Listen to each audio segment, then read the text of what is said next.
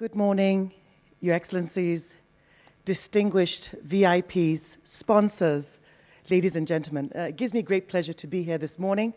I'd like to start by thanking AHB for inviting the African Healthcare Federation to give a few remarks and, most importantly, to talk about harmonizing action for women's health in Africa.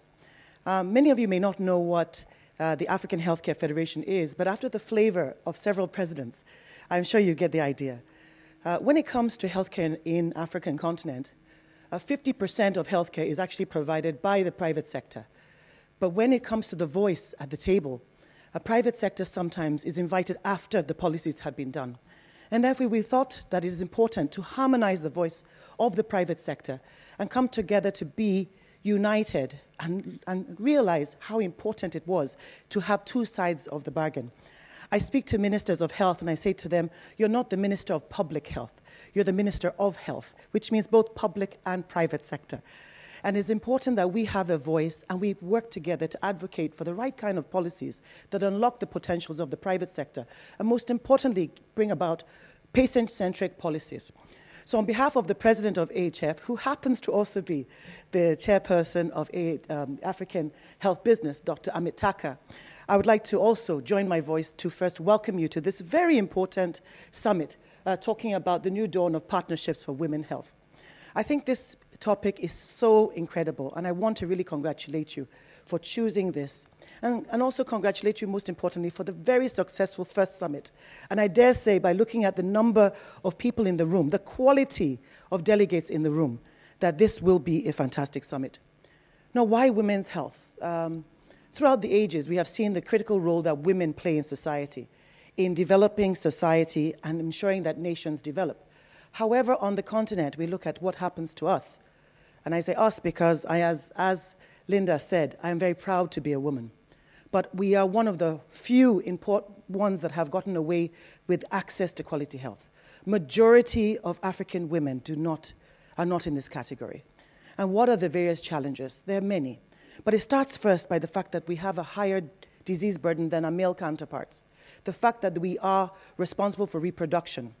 We also have exposure to cervical cancers. And as Pamela said, Dr. Pamela said, we also have a high risk of both, emotional, sexual, and physical abuse.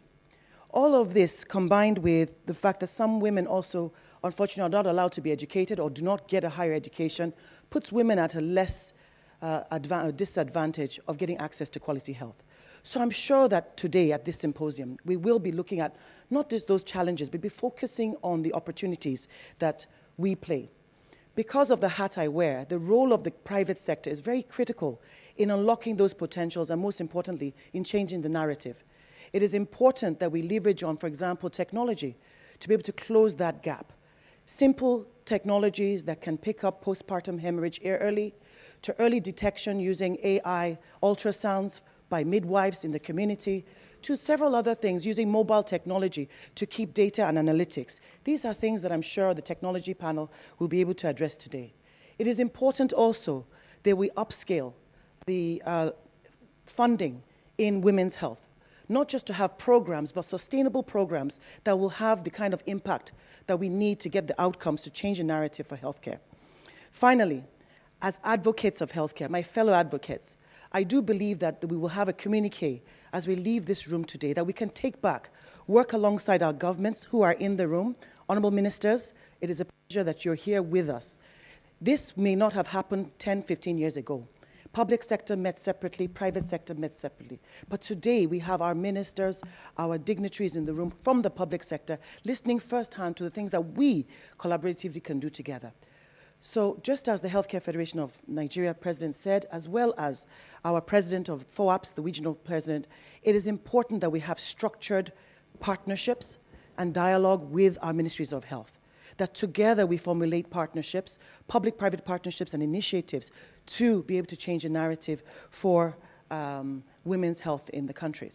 And I'm sure that by the end of this program, that all of us will leave here really empowered with a lot of ideas that we can take home and work to make a difference in women's lives. Of course, the men's lives too. Thank you very much.